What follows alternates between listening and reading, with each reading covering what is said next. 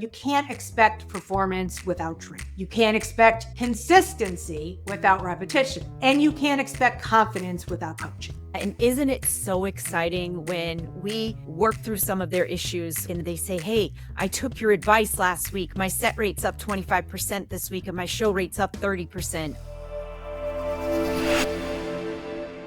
Hi, welcome to Your Practice Mastered podcast. I am Maria, the managing partner of the Staffing Room, and I'm here to help manage all staffing needs. Hey everyone, welcome. Megan here. I am one of the coaches at the intake room and super excited to talk to you about intake and the importance that it has for your firm. Well, I think we need to start by identifying what we did the last time. We broke down intake is a function of the sales process and not necessarily the administrative process. Once you hire an intake person and we put them through the initial skills testing to make sure they're willing and capable and able to do the job and graduate successfully in that script delivery, that's just the beginning of the process, right? That doesn't mean that they're going to jump on the phone and they're just going to be a superstar from this point forward. They may, but they still need that ongoing support and training. Memorizing a script is one thing, but after that, now the fun begins, right?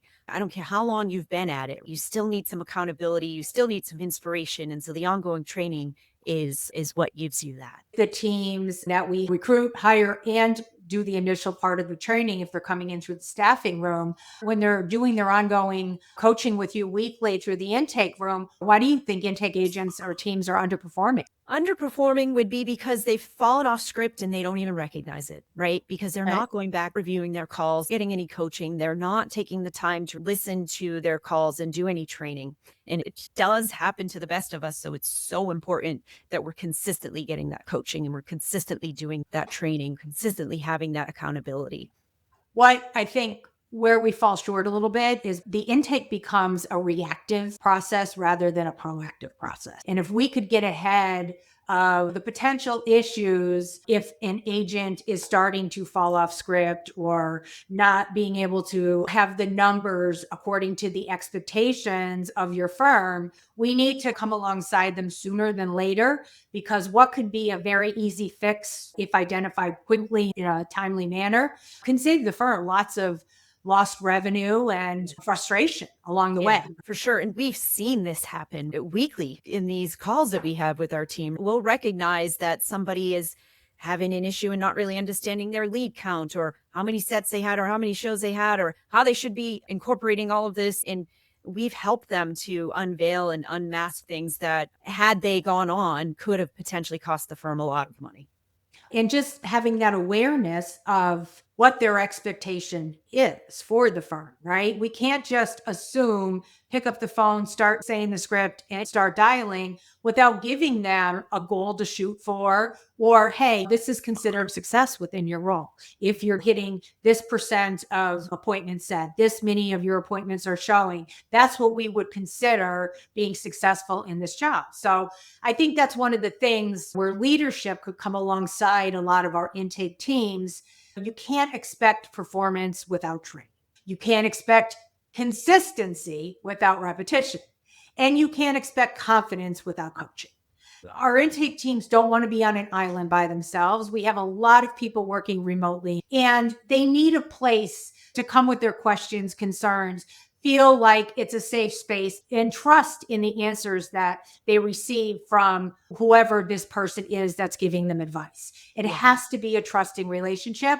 And the firms that train consistently, not occasionally, are the ones who ultimately win and have a very satisfied team. Yeah. And isn't it so exciting when we work through some of their issues one week, and then the next week when we meet with them, they say, hey, I took your advice last week. My set rate's up 25% this week and my show rate's up 30%. How rewarding is that for us, but also for them?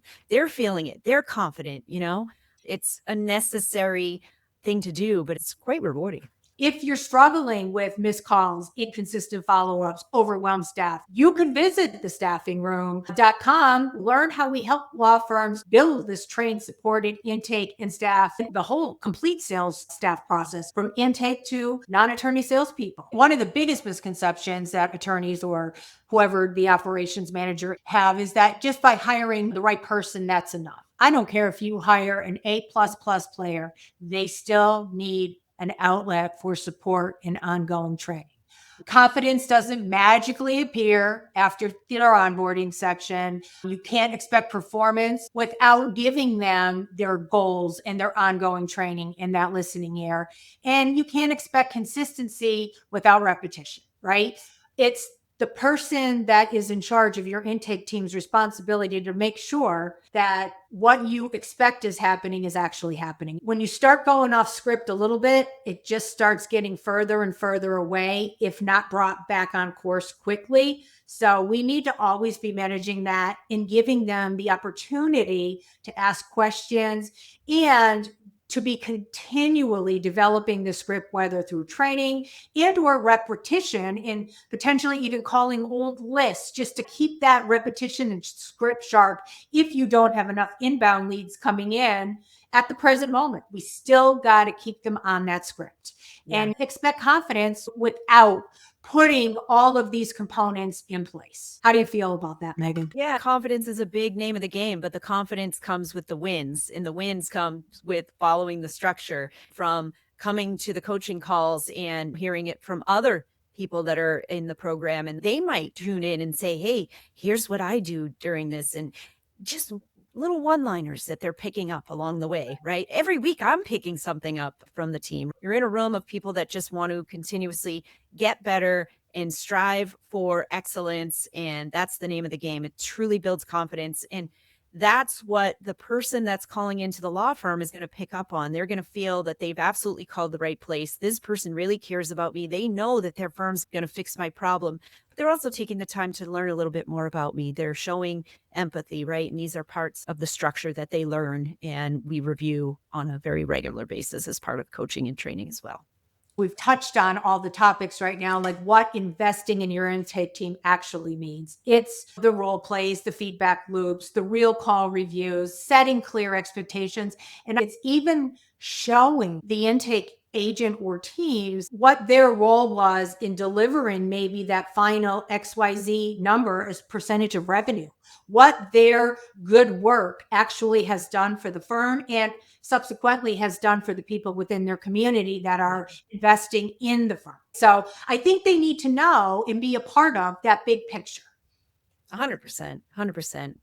It's one thing to know that you're setting appointments and they're showing, but to actually get the bottom line, hey, this is the impact that you've made on your law firm and your community because of the time that you spent to get to know this person and schedule them for a successful consultation. Yeah. Who wouldn't want to know that, right? So it's always important, I think, to tie this back to revenue for the company, right? Do they have a higher set rate by making a small adjustment? What does that look like in revenue for the company overall? Just by getting these people to show up to their appointments, by building good relationship during that initial call with that prospective new client, what that looks like. It could mean less attorney involvement. We're structuring this in a way that we can have a sales team that is independent of any of the attorney's time until it's absolutely necessary. And then again, a predictable pipeline. Right? Consistency equals predictable revenue. And that's very important when making decisions, especially in the ownership and leadership teams within the law firm, on how do we go and move forward with our firm and what can we do to help or better serve our clients. When you have the data, you're not guessing. It's there, it's in front of you, and everybody understands what their role was in building this practice in what they're doing to help the people within their community. Yeah. What a huge win that is for everyone, for the agent on the phone, because they know what they're striving for. They know the impact that they're making. For the person that's closing the deal, who, by the way, oftentimes isn't the attorney. So freeing up a ton of time for the attorney to go and do attorney things or law firm owner things. And of course, for the prospect, the person that had the trouble, to now have a law firm that's going to care about them and going to get their problem resolved. And just a huge win all around. We have been providing support to our clients and the people that we serve through our staffing room system, right? We do everything in our power to find the best fit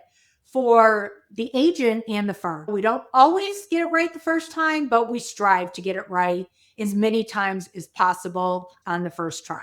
And in doing so, we invest the time in the recruitment efforts and making sure we understand what the role looks like, putting them through the necessary skills testing and training, and making sure that they're equipped moving forward through our ongoing training programs in the intake room, giving them that outlet to be able to answer questions amongst their peers, get different people's real life scenario responses, be able to bring them back on track if they're falling off a little bit, and overall just giving them a place to make their voice heard. We have found that to be so instrumental in the teams that we hire in place. And you could see the real difference when you invest this time and effort into these teams. You have lower staff turnover and definitely higher retention rates because you're having a happy team. A happy team yields lots of really great results for you and ultimately your clients that you serve.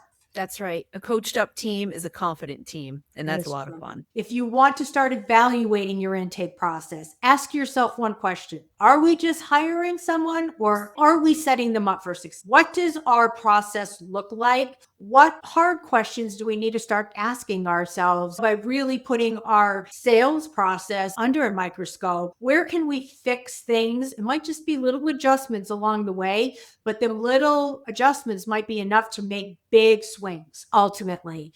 And what can we do to set them up for success? Yeah. What's the saying? Little hinges swing big doors. Big doors. So back to knowing the numbers, right? What's our set rate of those sets? How many are actually showing up, right? So getting a set is one thing, getting them to show is another thing. We got to be really strong and make sure that we're continually working on our delivery through our consistent coaching and training so that we're working to not only set, but make sure that they show. And once they show, are they hiring? In the products and ongoing training that we offer, we don't have to hire your intake team or sales team to be involved in our ongoing training products, right? You could be a part of our intake team training by just raising your hand and asking to have a place for your intake team to feel supported. We can bring you in. If you're struggling with missed calls, inconsistent follow-ups, overwhelmed staff, you can visit thestaffingroom.com, learn how we help law firms build this trained, supported intake and staff, the whole complete sales staff process from intake to non-attorney salespeople. We do this every day.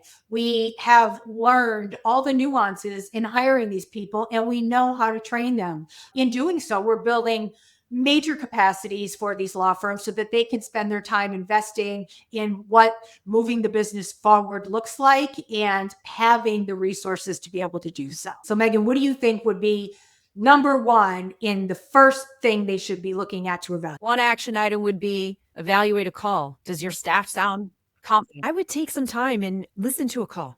Whether that means you're going to secret shop your own firm and listen to your intake team or pull a recording, listen to a call. Are they following a structure that's consistent? Are they sounding confident? Are they getting people to open up? Are they building a relationship? You got to review a call. And I would think the next most important thing is knowing your numbers, right? You need to know where you are in order to understand where you want to go. It's almost unfair to expect someone to sit in that chair all day and maybe make 120 dials and connect with maybe 3 decision makers and set 2 appointments, but they don't even know where they're going in all that. They need to know what the big picture looks like. So you need to be able to coach them up to what your expectations are. You're all a team, and this is all a part of a larger process. And the end goal is always the same. Is it good for the client? Is it good for the company? Is it good for the crew? And if we can answer yes to all of them questions, we're headed in the right direction, because you can't come up with a plan or resolution or even an ongoing revenue stream if you don't know where you currently are. And if there has to be some consistency in this, or you're just guessing. You're just guessing. We want facts, not guesses, right? And then finally, consistency with coaching and training and accountability. Yeah. And listen to them. Talk to your teams. Listen to what they have to tell you. They're the ones on the phone every day, right? They have a lot of solutions. And I think sometimes they get a little hesitant or fearful to bring it to the powers that be on certain occasions because they don't know if they have any credibility in doing so. Ask them. They can give you a wealth of knowledge if you just ask and listen. Consistently be in touch with your team. Right. After all, they are here too.